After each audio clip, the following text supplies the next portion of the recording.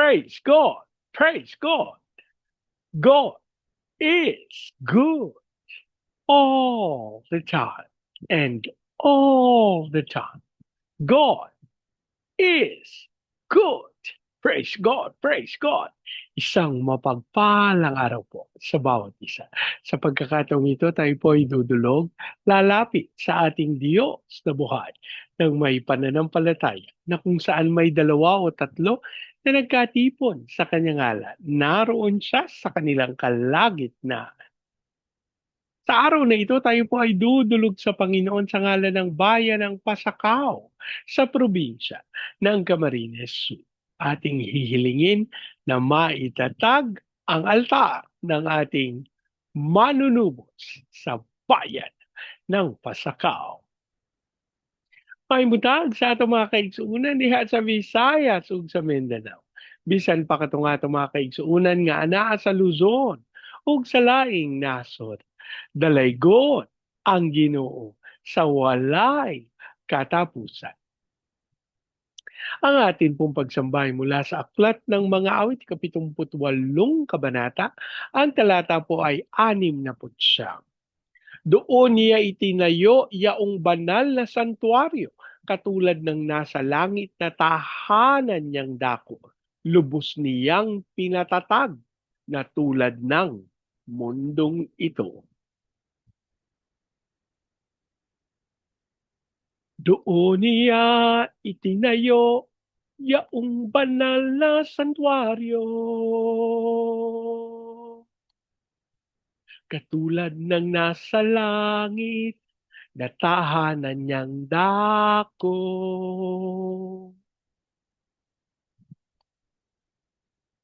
Doon niya itinayo yaong banal na santuario.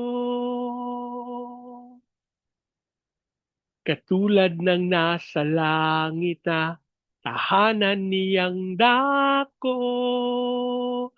Lubos niyang pinatatag na tulad ng mundong ito. Lubos niyang pinatatag na tulad ng mundong ito. Ama naming Diyos na makapangyarihan sa lahat, kami po'y nagpapasalamat sa pagkakataon na minsan pang makadulog at makalapit sa iyong banal na harapan. Ama, kami po'y nagpapakumbaba, humihingi ng tawad sa lahat naming pagkakasala. Ang aming panalangin,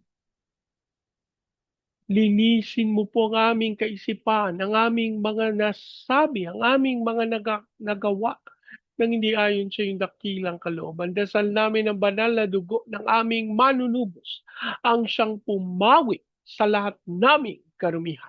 At sa oras na ito, amin pong idinudulog sa iyo ang bayan ng Pasakaw sa probinsya ng Camarines Sur. Ang aming panalangin, ang lahat ng altar at lahat ng kasunduan na ginawa sa bayan ng Pasakaw nang hindi ayon sa pangalan ng aming manunubos ay mapawalang bisa sa pangalan ni Jesus. At ang aming panalangin sa pangunguna ng iyong Santong Espiritu, maitatag ang altar ng aming Panginoong Hesukristo sa bayan ng Pasakaw.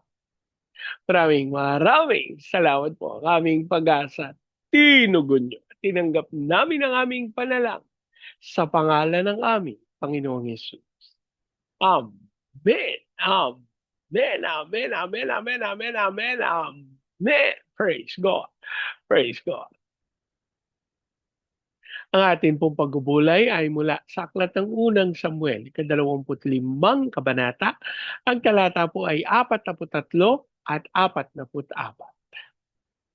Asawa na noon ni David si Ahinoam na taga Jezreel at ngayon naging asawa rin niya si Abigail. Si Mikal naman na asawa ni David ay ibinigay ni Saul kay Palti na anak ni Lais ng Galim. Ang Diyos po ang magpala ng kanyang buhay at makapangyarihang salita. Sa bahagi pong ito ng banal na kasulatan ay tinukoy na si Abigail bilang kabiyak ni David.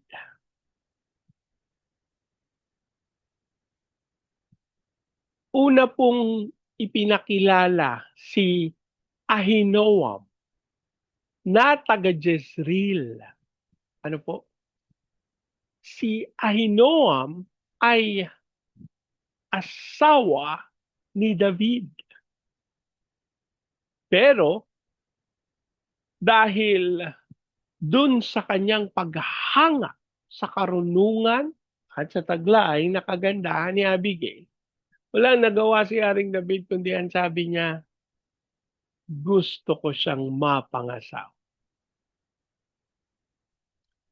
Samantalang yung unang asawa ni David na si Michal, na anak ni Saul, ay ibinigay ni Saul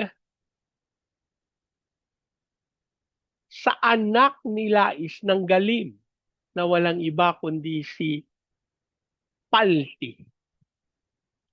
Mga kapatid, kapag atin pong siniyasat ang bahaging ito ng banal na kasulatan, wala po tayong matatagpo ang pag-ibig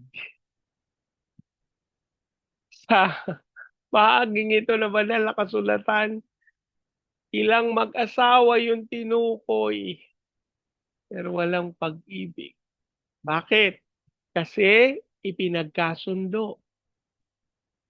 Kasi hindi nakabase ang pagmamahal sa mga bagay ng sanlibutan ito. Kung hindi ito'y nakabase sa katotohanan, ang Panginoon ang nagtataglay, ang nakababatid kung sino ang marapat nating maging kabiyak.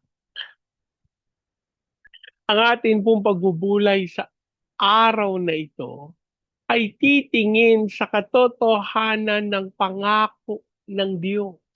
Sa John chapter 2, ito po yung unang pagkakataon ng ating Panginoong Hesus ay gumawa ng himala. At saan po ginawa ng Panginoon? Ang unang himala po ay naganap sa isang kasalan sa Kanaan. Na kapag ating tinignan, sandali, trabaho ba yan ng Panginoon? Ang totoo po, hindi po siya nagtrabaho. Siya po ay naimbitahan. Siya po ay bisita. Pero nung pagkakataon na naubusan na ng alak, aba, lumapit si Maria na kanyang ina at nung kanyang nabatid, naubos na ang alak, alam niyo po yung tugon ng ating Panginoong Yesus, hindi pa dumarating yung oras. Hallelujah. Mga kapatid, alam niyo ba, as I am discussing, as I am telling you these things, ang sinasabi ng Panginoon sa atin, dumating na ang panahon niya. Sandali, Bernie, parang binabago mo yung Biblia. Parang hindi ganyan yung sinabi sa Biblia. Samantalang hindi po eksakto, pero yung kaisipan ng Diyos ang siyang tunay na kumikilos, nagbabago, at hindi papayag ang Panginoon na hindi malagay sa katwiran ang kanyang mga anak. Alam niyo po mga kapatid, ako'y nagpapasalamat sa Panginoon sapagkat bago po ng inyong lingkod ay makarating ng Mindanao, ang Panginoon ang naghanda at nagsiguro na ang inyong pong lingkod magtataglay ng sigasig na katulad nung sa mga naon. Samantalang ako po ay totoong masigasig at nagpapasalamat sa Panginoon. Hindi ko po mayali sa aking isipan yung panahon na may pangangailangan sa profesional na gagawa ng trabaho, yung responsibilidad. Pero dahil hindi sapat yung budget, kukuha na lang nung, "O sige, pwede na yan." Basta nabubuhat, napapakain. Alam niyo po, samantalang hindi po ako against sa pagganap ng mga ganong bagay. Gusto ko pong maipabatid sa bawat isa na ang Panginoon sa kanyang karunungan ang sasama sa kanyang mga lingkod. At alam niyo po, higit dun sa tatanggapin natin, dapat ang tuon ng ating pansin ay dun sa katotohanang may pinalaya ang Panginoon. At alam niyo po kung anong inilalagay ng Panginoon sa aking isipan, higit sa lahat, ito'y marapat at kinakailangan sa pangunguna at pagsisiyasat ng mga itinalaga ng Panginoon.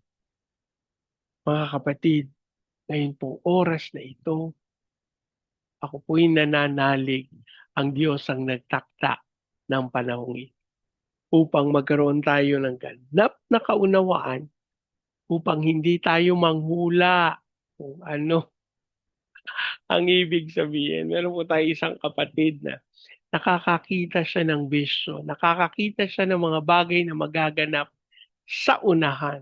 At alam niyo po ang nakatutuwa, kapag siya'y binigyan ng Panginoon ng tila ba makakasakit, naku, hindi po titigilan ng kapatid natin ang pagdulog sa Panginoon hangga't hindi niya naririnig na okay na. At gusto ko pong sabihin to sa bawat isa. Higit sa lahat kanino tayo naglilingkod. Higit sa lahat sino ang ating binibigyang pansin. Higit sa lahat sino ang nangangailangan ng pagsama ng Panginoon. Mga kapatid, gusto ko pong i-encourage ang bawat isa sa atin. Kahit sabihin pa natin na nasa kabilang pinto lang yung kapatid mo, napakahalaga po that we spend time, we communicate, we talk. At sa ganitong kapamaraanan dapat walang pinapanigan. Bakit mo naman yan sinasabi, Bernie? Alam niyo po, sa puso ko, inilagay ng Panginoon yung katotohanan. Kung tayo'y dudulog sa Panginoon, kahit kaliwa kanan ng kabanalan, kabutihan natin sa ating mga sarili, hindi ito makakasapat para ating ganapin at sundin ang kalooban ng Diyos na buhay. Paano gagawin? Kailangan lang pong magpakumbaba, humingi ng tawad at anyayahan ng Panginoong Yesus sa ating mga nalangin. Panginoon, kami nagpapasalamat sa iyong salita na siyang nagdudulot ng kapayapaan at kasiguraduhang itinalaga kami para sa paglilingkod. Kami nagpapakumbaba dun sa mga pagkakataon na pinilit namin yung aming mga sariling kagustuhan. Lord, dasal namin na ang iyong karunungan ang siyang aming taglayin upang ang aming maihatid ang katotohanan at ang iyong katwiran. As we also pray for the fulfillment of your purposes, Panginoon. Hallelujah. Sa probinsya ng Camarines Sur, sa bayan amang Diyos,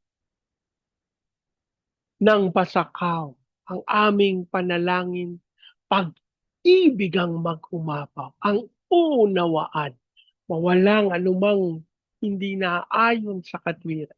At sa pangalan ni Jesus, ang aming hiling, Lord, magkaroon ng kaganapan yung tawag mo sa amin to be a launching pad of the gospel, to be a missionary, sending country, to be the America of age in the height.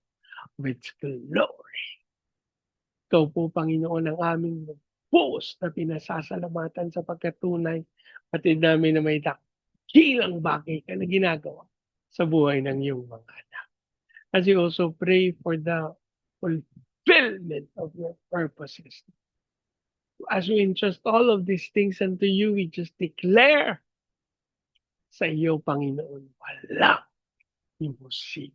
Kami nagpapasalamat sa iyong paghahatid ng mga lingkod mo, Mang Diyos, upang maituwid, maitama, at makalakad sa katwiran ng iyong mga anak. Amin din pong idinudulog sa iyo, Panginoon, yung mga pagkakataon.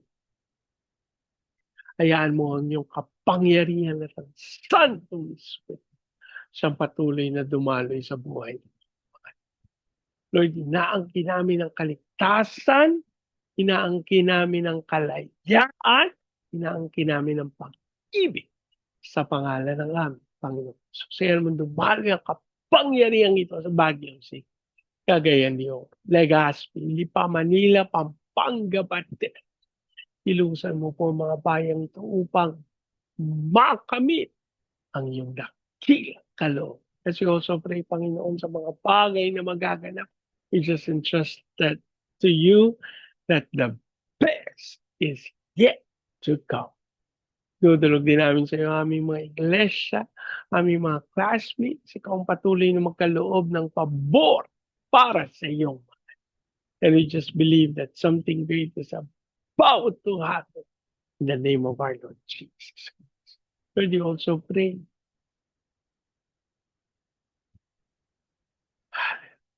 Lord, we entrust to you all of this. So just believe. Indeed, you have answered our prayers in Jesus. Amen. Amen. Amen. Amen. Amen. Amen. Amen. Praise God. Praise God. Sa pagkakataon ito, yan niyo pong salitain ko ang basbas ng Panginoon sa inyo at sa inyong sambayan. I declare the everlasting love of the Father. I declare the unending blessings of the Son. I declare the sweet, sweet, sweet fellowship of the Holy Spirit now and forever. I declare this no house and not with party, with a new vehicle and with a flourishing Jesus. Amen. Amen. Amen. Amen. Amen. Amen. Amen. Amen. Praise God. Praise God. Ang ating pong pananampalataya sa ating pagkakaisa ng Diyos ang kumikilos ng may kapangyarihan. Hanggang sa susunod po.